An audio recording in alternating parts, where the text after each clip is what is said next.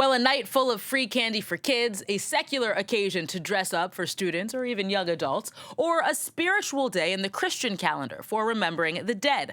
Halloween has different meanings for many worldwide, but few have heard of its potentially Irish roots. Now, some historians suspect modern day Halloween traditions have roots in Samhain, which is a pagan festival that was celebrated more than 2,000 years ago in Ireland.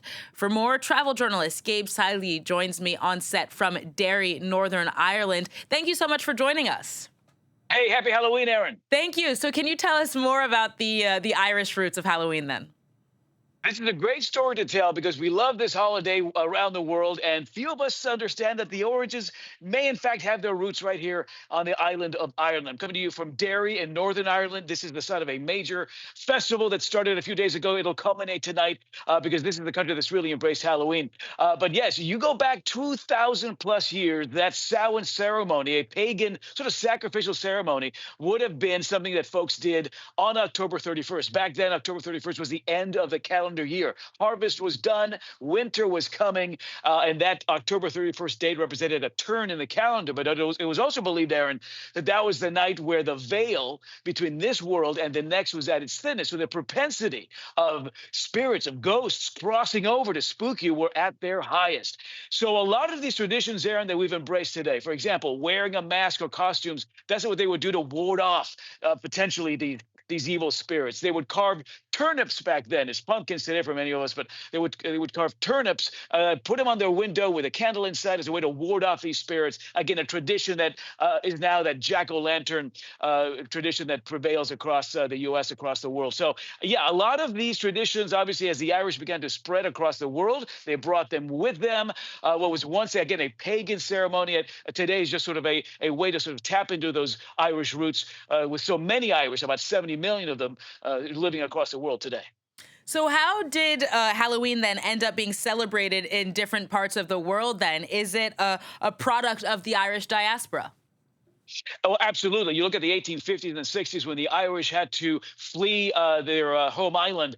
So many of them settled across Europe, across the U.S., and around the world. Again, 70 million people around the world claim some degree of Irish heritage.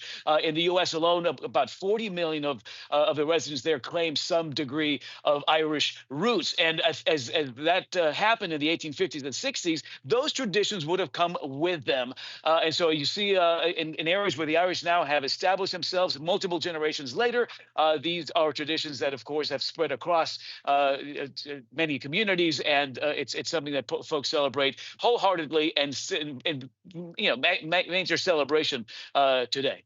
So is it still celebrated as a pagan holiday today in Ireland, or is it more of the kind of international trick-or-treat type celebrations that we tend to see mostly in the United States? No, I think it's definitely the kind of thing that you see around the world is very much taking place here in Ireland. You've got festivals across the island here that have been regional celebrations for many years. But in the last few years, there's been a big push to try to encourage folks to come out here and celebrate the holiday where it all began 2,000 plus years ago. So you've got a lot of these festivals here in Derry, for example. This Derry Halloween event is going to be drawing about 110,000 people from all over the world tonight.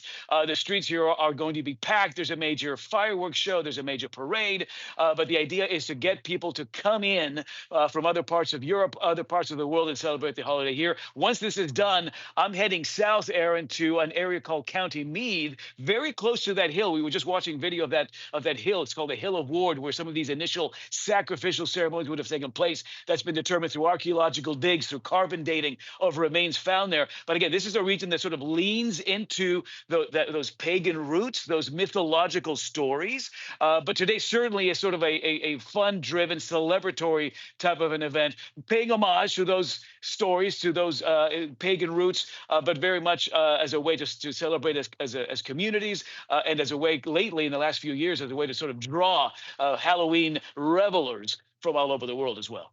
So how did you personally become an expert on Halloween's unknown roots?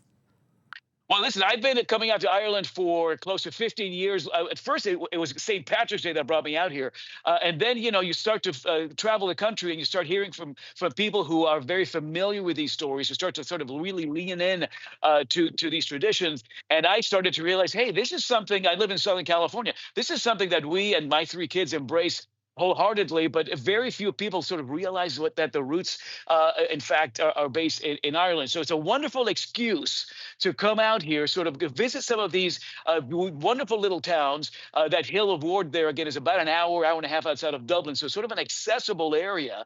But when you start to sort of lean into what gave rise to a holiday, to celebrations and traditions that are so pervasive across our community and across the countries we live in, it just made, at the end of the day, a wonderful excuse for me to just find another reason to travel to Ireland and begin to uncover some of these roots that certainly lead on some of these wonderful mythical stories and creatures. There's a wonderful harvest and culinary element to this time of year as well, with harvest now at its end. People starting to hunker down as winter rears its head here in the next few weeks. For me, it was an excuse to just find another reason to travel out here, Erin. But it's a wonderful story to share because so many folks, again, love this holiday globally. And I think that it sort of find a certain amount of intrigue when they realize that, hey, that island I love to travel to, I've been thinking about going to for so many years. Maybe this is a reason for me to actually head out there and start to uncover where all these traditions actually began thousands of years ago. I'm sure that those pretty incredible images of you enjoying all of those celebrations there are going to make many viewers give many viewers the same idea. Thank you so much for coming on the show today. That's all we have time for. All right, Erin, happy Halloween. Likewise.